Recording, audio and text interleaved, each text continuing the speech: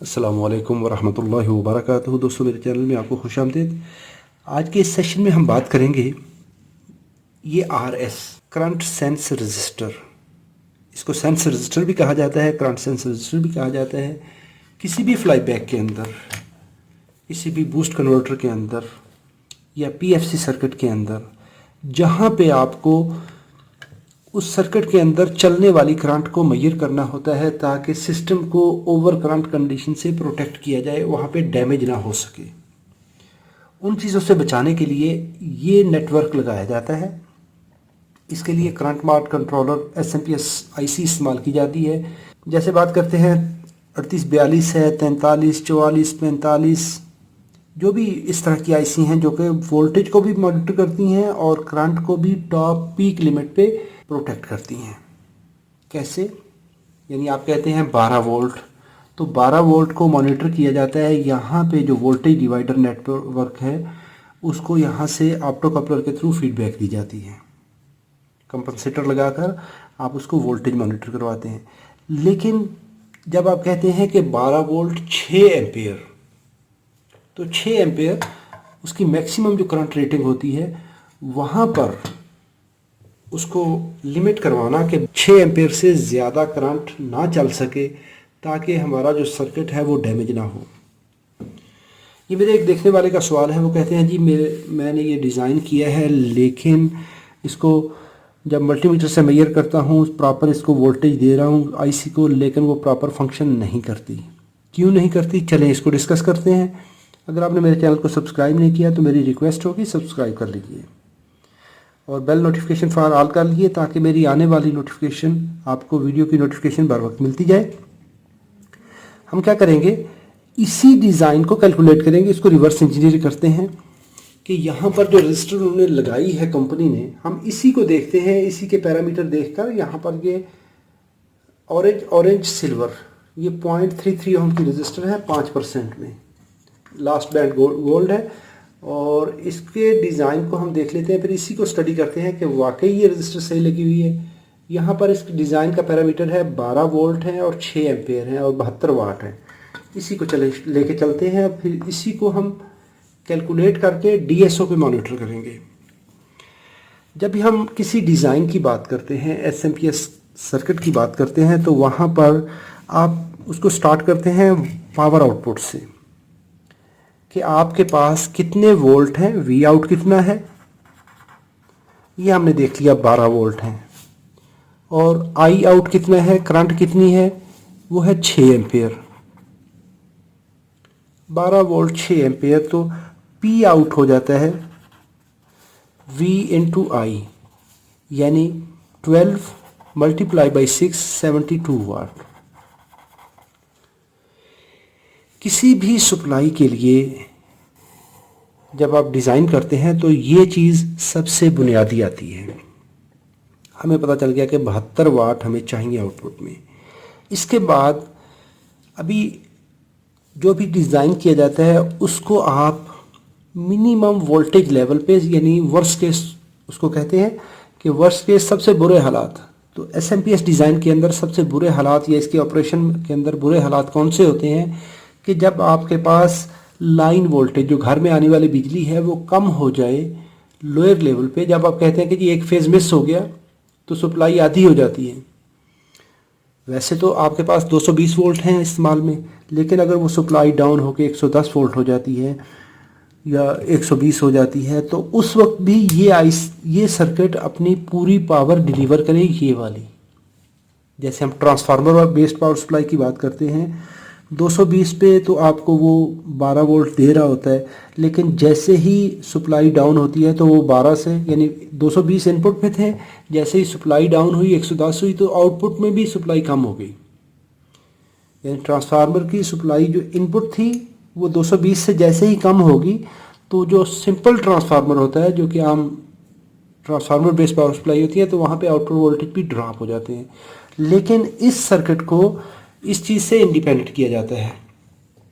तो कहते हैं VAC in minimum, VAC in minimum. यहाँ पर ये सर्किट क्लेम करता है 110 वोल्ट। कि 110 वोल्ट हमारे पास एसी जो है वो मिनिमम लेवल है। तो इसका जितने रिपल्स हैं वो सारी कैलकुलेशन से निकालते हुए हम इसको सीधा साधा 100 वोल्ट पे ही कंसीडर करते हैं कि 100 वोल्ट इसको हम देंगे, 100 को लेके चलेंगे आगे। तो 100 वोल्ट को जब आप यहाँ पर अप्लाई करेंगे फिल्टर करके रेक्टिफायर करके कैपेसिटर पे वोल्टेज कितने आएंगे, क्योंकि जो आगे सर्किट पे करंट चलनी है वो डीसी चलनी है। यहाँ पे आप एसी दे रहे हैं, यहाँ पे डीसी चलनी है इस मॉसफेट के और इस रजिस्टर के थ्रू जो डीसी वोल्टेज चलने हैं। तो वी डीसी लो मिनिमम, कम से कम कौन सा लेवल है, तो 100 वोल्ट हमने कहा, तो 100 को इसकी पीक निकाल लें 414 कर लें तो ये 141.4 वोल्ट डीसी हो जाएंगे। ये हमारे कैपेसिटर पर ये वोल्टेज आ गए। ये दूसरी रीडिंग होगी। ये वो पैरामीटर हैं जो कि आपको कैलकुलेशन में ज़रूरी होते हैं। इसके बाद बात आती है कि इसकी स्विचिंग फ्रीक्वेंसी कितनी है, क्योंकि ये जो जितनी पावर सप्लाईज होती हैं ये फ्रीक्वेंसी इनमें सबसे इम्पॉर्टेंट मैटर होता है। तो इसकी हम प्रैक्टिकली, क्योंकि हम इसको स्टडी इसी को कर रहे हैं, तो इसी की फ्रीक्वेंसी हम मेजर कर लेते हैं कि फ्रीक्वेंसी कितनी है। मैं इसको सप्लाई लेता हूँ और यहाँ पर इसकी हम ये फ्रीक्वेंसी मेजर कर लेते हैं। फिर नंबर 5 और 6 से जितनी फ्रीक्वेंसी होगी उसको हम लेके तो फिर आगे चलाएंगे। तो ये 101 हम कहते हैं जी 100 किलोहर्ट्ज़ है। 101 किलोहर्ट्ज़ से हम सादा सादा इसको 100 किलोहर्ट्ज़ करते हैं, क्योंकि इतना ये मार्जिन होता है इनके अंदर कि जब आप 100 पे डिज़ाइन करेंगे तो 101 किलोहर्ट्ज़ या 99 किलो प्लस माइनस हो जाता है कंपोनेंट्स की जो टॉलरेंस होती है उस वजह से। तो हम लिखते हैं एफ ऑपरेशन फ्रीक्वेंसी जो है वो है 100 किलोहर्ट्ज़, यानी 1 सेकंड के अंदर ये इस तरह ये साइकिल हैं। तो यहाँ से लेके 1 लाख साइकिल यानी 100 किलो, इसका मतलब होता है 1 लाख। 1 लाख बार ये सप्लाई ऑन ऑफ होगी। ये जो डीसी वोल्टेज हैं कभी कट होंगे, कभी मेक होंगे, कभी ब्रेक होंगे। तो इसका जो एक साइकिल का ड्यूरेशन है वो कितना निकलेगा, यहाँ से लेके जो एक टाइम है 1 लाख दफ़ा, तो 1 सेकंड में इसने ऑन ऑफ होना है। तो इसको हम टी कैलकुलेट कर लेते हैं टाइम। तो ये होता है 1/f। ये है f हमारी 1/, ये कर लेंगे 1 किलोहर्ट्ज़ 100 किलोहर्ट्ज़, तो ये आ जाएगा 10 माइक्रो सेकेंड, या इसको 10⁻⁻⁶ ये कह दें। जब हम बात करते हैं फ्लाईबैक सर्किट की, तो फ्लाईबैक सर्किट के अंदर जो ड्यूटी साइकिल DCM के अंदर ये 48% तक रखा जाता है। तो इसका जो मैक्सिमम टाइम है, अभी एक हमारे पास ये टाइम आ गया, ये कैलकुलेट हो गया। टोटल टाइम है एक साइकिल का इतना। इसमें से ये कितनी देर ऑन रहेगी, कितनी देर ऑफ रहेगी, ये डिपेंड करता है कि आपका कन्वर्टर कैसा है। तो यहाँ पर हम DCM की बात करेंगे, तो DCM में जो ड्यूटी साइकिल है वो 48% तक रखा जाता है। हम इसको 48% कह देते हैं, या इसको 0.48 कह देंगे। तो ड्यूटी साइकिल होता है कितनी देर ऑन रहेगा, कितनी देर ऑफ रहेगा एक साइकिल के अंदर। तो ये डी मैक्स, इसका टाइम निकाल लें 0.48, जितना भी आपका परसेंटेज है ज़रब टी कर दें, इसको मल्टीप्लाई करते हैं टी से, तो 0.48 मल्टीप्लाइड बाई 10 माइक्रोसेकंड, ये हमारा टी है, 10⁻⁻⁶। तो ये हमारा 4.8 10⁻⁻⁶ इतने सेकंड आ जाएंगे। तो ये हमारी कैलकुलेशन एक नई आ गई। जब ये चीज़ें हमारे पास अवेलेबल हो गई, हमें पता चल गया कि इतने वोल्टेज हैं, इतने टाइम के लिए ऑन होगी सप्लाई, और उसमें से कितनी करंट गुजरेगी, अभी हमने वो देखना है। इसको कैलकुलेट करने के लिए अभी सबसे पहली जो चीज़ होती है आपको मालूम करना होता है इसका, ये L primary inductance, L primary, इसको कैलकुलेट करेंगे V in minimum DC multiply करेंगे टी ऑन से, टी ऑन ये हमारा टी ऑन टाइम है, टी ऑन मैक्सिमम, इतना मैक्सिमम टाइम है जो एक साइकिल के अंदर ये पावर सप्लाई ऑन रहेगी। इसको हम मल्टीप्लाई करके इसका स्क्वायर ले लेंगे, इसको डिवाइड कर देंगे 2.5 कन्वर्टर के लिए, इसको टाइम टोटल टाइम ये लिखेंगे और पी आउट इसको 0.9, इसकी 90% जो कन्वर्टर एफिशिएंसी होती है वो लिख देंगे। अभी यहाँ पर V in minimum DC level जो है हमारा ये वाला है, इसको यहाँ पर ले आइए 141.4 कर दें, इसको टी ऑन है हमारा ये वाला 4.8 10⁻⁻⁻⁶, इसका हम स्क्वायर ले लेंगे, इसको डिवाइड कर दें 2.5 से, और टाइम है हमारा 10 माइक्रोसेकंड टोटल, 10⁻⁻⁶, और इसको 72 वाट और 0.9 से मल्टीप्लाई कर दें। इसको आप कैलकुलेट कर लीजिए, यानी ये जो हमारी ये वैल्यू है इसको कैलकुलेट कर लें।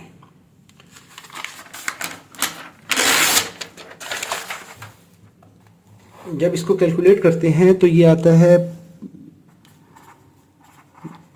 30,230.33 हेनरी, इतनी इंडक्टर वैल्यू आ जाएगी। तो इसको कन्वर्ट कर लें माइक्रो के अंदर, यहाँ तक मिली हो जाएगा और यहाँ तक माइक्रो हो जाएगा, तो ये हो जाएगा 230 10⁻⁶ हेनरी या 230 माइक्रो हेनरी। ये हमारे पास इंडक्टर वैल्यू आ गई, इसको कहते हैं एल प्राइमरी। अभी ये इंडक्टर की वो वैल्यू है जिसको जब आप 141 वोल्ट देंगे इतने टाइम के लिए आप ऑन करेंगे। अभी इंडक्टर जो होता है ये भी बहुत मामूली सी मिकदार है, बहुत थोड़ी सी मिकदार है, यानी बहुत छोटा सा, आप कहते हैं 100-120 टर्न होंगे, तो वो उसकी डीसी रेजिस्टेंस जो है वो माइक्रो ओहम में होती है, यानी वो बिल्कुल डीसी वोल्टेज के लिए तो शॉर्ट सर्किट होता है, लेकिन जैसे ही आप उसको हाई फ्रिक्वेंसी सिग्नल देते हैं तो इसकी इंडक्टिव रिएक्टेंस बनती है, तो उसकी रेजिस्टेंस बनती है। वो रेजिस्टेंस से आप डिटरमाइन करते हैं कि कितनी करंट फ्लो होगी।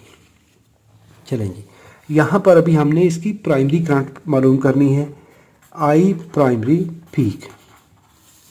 Peak primary current. अभी देखिए जब आप इसको पल्स देते हैं ये वाली मॉसफेट के गेट पे, तो ये नहीं होना तो ये चाहिए कि करंट जो है वो ऐसे सीधी फौरन चले इस तरह पूरी, तो पूरी नहीं चलती बल्कि करंट इस तरह चलती है, फिर जाके ये पीक बनती है, क्योंकि इस वक्त जो इसके इंडक्टर के अंदर जो मैग्नेटिक फील्ड है वो बिल्ड हो रहा होता है, तो इस तरह करके ये स्लोप बनती है तिरछी से। तो ये करंट की जो टॉप पीक है वो कितनी बनेगी, तो उसके लिए होता है V in D C minimum multiply T on कर दे डिवाइड कर दे एल प्राइमरी से।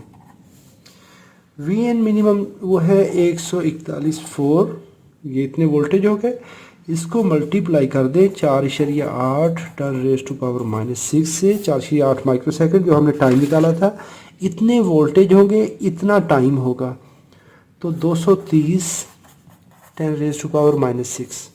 इसको कैलकुलेट कर लें तो ये हमारे पास करंट की वैल्यू आएगी वो 2.946 आती है। अभी हमें ये पता चल गया कि यहाँ से लेके यहाँ तक जो करंट चलनी है इस दौरानिए के दौरान, इस टाइम पीरियड के दौरान, ये चलनी है 2.946 एम्पियर। जब बात करते हैं 3842, 3843, 3844, 45, तो इसमें जो करंट सेंस कंपैरेटर होता है इसको 1 वोल्ट से एक साइड पे इसको 1 वोल्ट से बाइस किया जाता है। आईसी के अंदर का स्ट्रक्चर बता रहा हूँ अभी। तो जो पिन नंबर 3 पे जब आपने ये पल्स देनी है इस तरह से, ये वाली जो पल्स होनी है, ये देखें तो ये वो आरएसएस शंट रेजिस्टेंस है, यहाँ पर मॉसफेट है, तो यहाँ पे जब ये वोल्टेज ड्रॉप होंगे तो यहाँ पर ये इस तरह का रैंप बनता है, तो ये रैंप जब आप अप्लाई करते हैं, जब ये 1 वोल्ट को टच करेगा तो आईसी अपनी आउटपुट को उसी वक्त डिसेबल कर देगी। अभी आप हमारे पास ये कंडीशन आ गई कि हमारे पास जो आई सेंस मैक्सिमम है उसका 1 वोल्ट मैक्सिमम आप दे सकते हैं। तो वोल्टेज जो आप पिन नंबर 3 पे अप्लाई करेंगे वो है 1 वोल्ट। आपको 1 वोल्ट से ज़्यादा नहीं चाहिए। अभी आई प्राइमरी जो है वो हमारे पास आ गई है। तो रजिस्टर की वैल्यू आप मालूम कर सकते हैं। आर एस की वैल्यू होती है वी, जो आप कंपैरेटर पे 1 वोल्ट आपने देना है, 1 से ज़्यादा नहीं दे सकते। तो आई पीक प्राइमरी, तो ये वोल्ट है, 1 वोल्ट है जो कि आईसी की रिक्वायरमेंट है।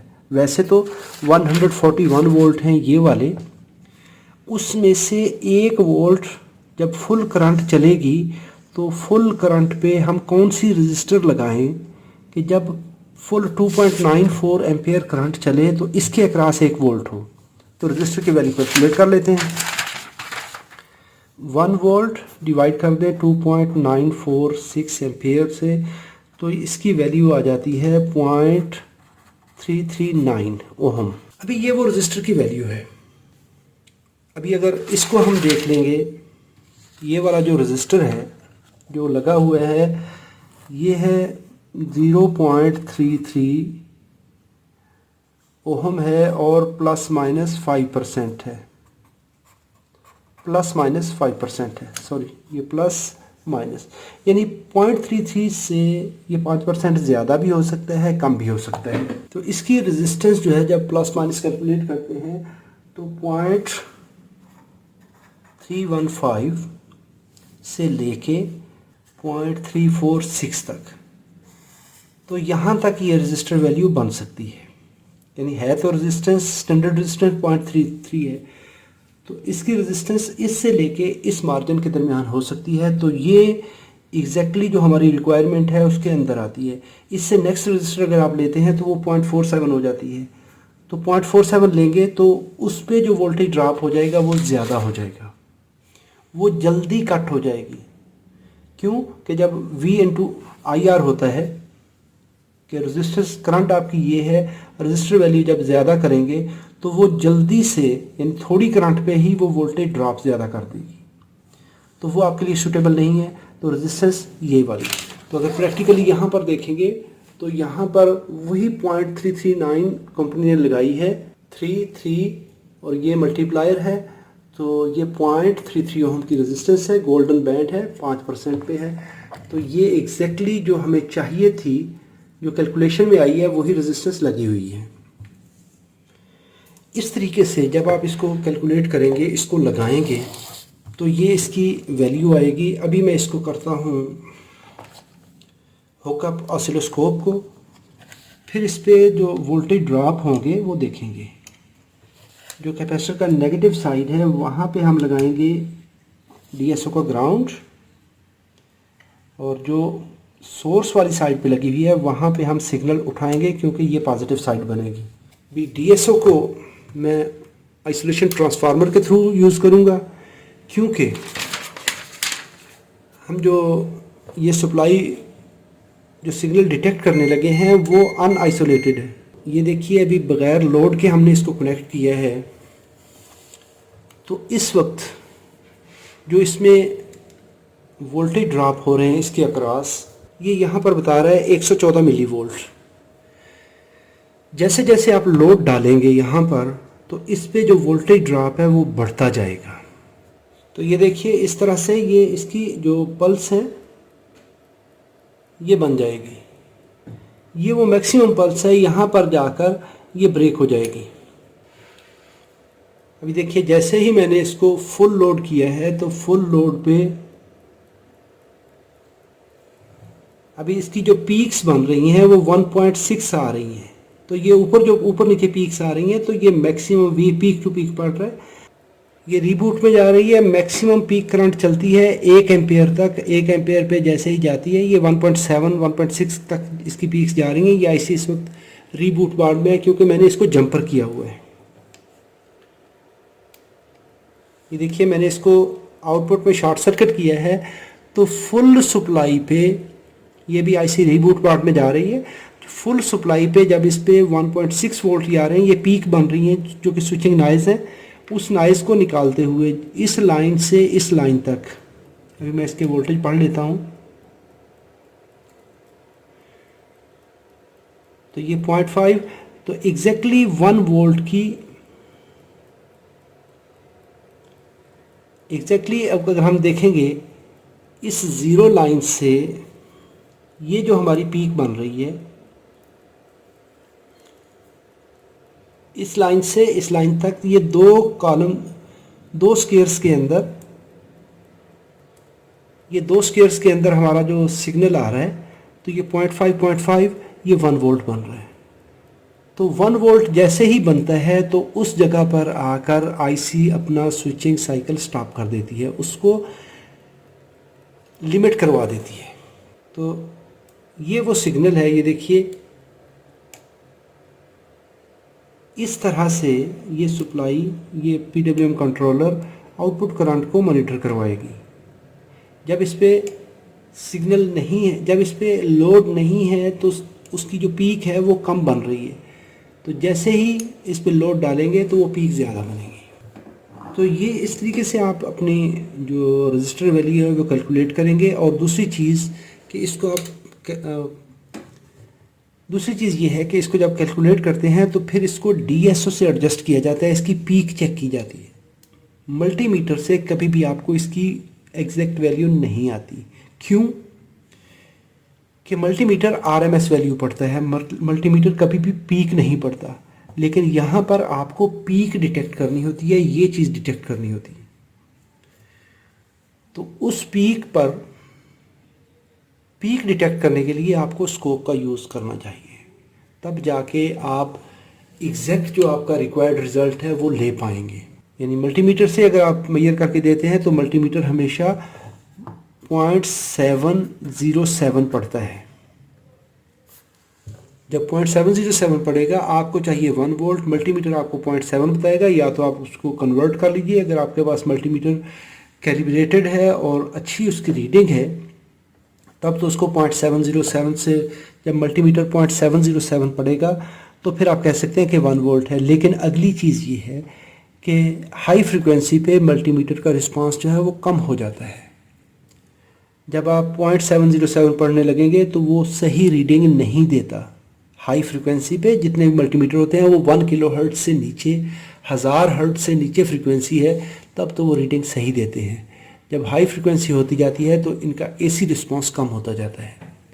उस वजह से, क्योंकि इनके अंदर भी कैपेसिटर होता है, कैपेसिटेंस की वजह से तो कैपेसिटेंस की वैल्यू कम होती जाती है और आपको एग्जैक्ट रीडिंग नहीं मिलती। तो बेहतर हाल ये होता है कि फिर आप डीएसओ का यूज़ करिए, क्योंकि आपने पीक डिटेक्ट करके देनी होती है।